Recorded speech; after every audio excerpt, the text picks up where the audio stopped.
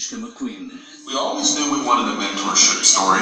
We wanted to have Doc Hudson's character come back and use the mentorship that him and McQueen had, and then bridge that into a new relationship. And also the aging of an athlete.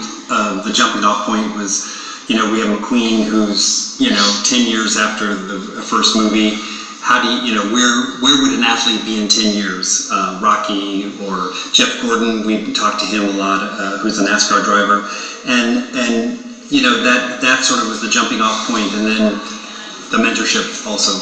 O realizador Brian Fee já tinha trabalhado como animador nos 2 filmes de carros. Ele, o produtor Kevin Greer e o resto da equipa também estiveram numa corrida contra o tempo. We were really lucky in having people like Jeremy Lasky, who had worked on Cars 1, Bobby Podesta, who had animated as our animation, and Kim White, who knew the look we were trying to get. We also didn't have the luxury of time. They took a year out of our schedule. So one of the things that's been gratifying for me is that a lot of the leads said, you just let us do our job. We didn't have time to meddle with them.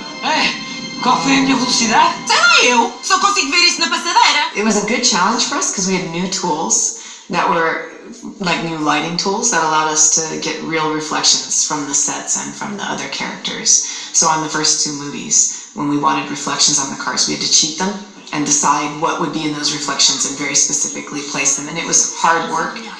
Here we just got it all. Técnica à parte, a receita é a mesma. Uma história envolvente e sequências de corrida muito realistas.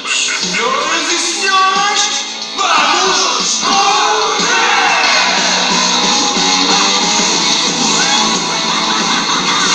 We hired and befriended a lot of people at NASCAR. We had a consultant, Jeff Gordon's crew chief was our consultant, and when instructions are being given in the movie, lines, we ran everything by him. He even wrote a lot of those lines to make sure they're authentic as possible. I really dove into the sport. We visited a lot of races. I didn't miss a race. If I couldn't be there, I would watch it on TV. We looked at so much footage of races. One of the ones that we watched a whole bunch was Jeff Gordon's last race, and it takes place over hours. And you get to see how the track lights come on and how the night comes on and the colors in the sky and the cars. And we really looked at that a whole lot. And then when you watch in our movie, right, the sequence where McQueen crashes, you can see that whole time of day change. And again in Florida, when at the last race. Boa sorte, pista campeão. Vai precisar.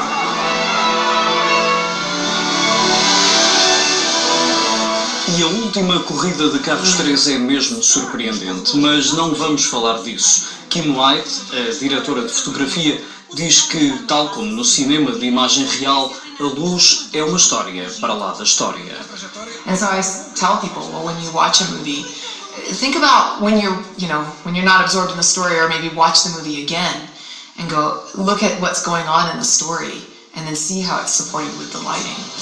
Mas para já, a ideia é aproveitar este regresso de Faísca McQueen no filme, que em português conta com a participação do piloto Tiago Monteiro, que é a voz do simulador. Quanto ao resto, apenas se pode dizer que as corridas só acabam na bandeira de xadrez.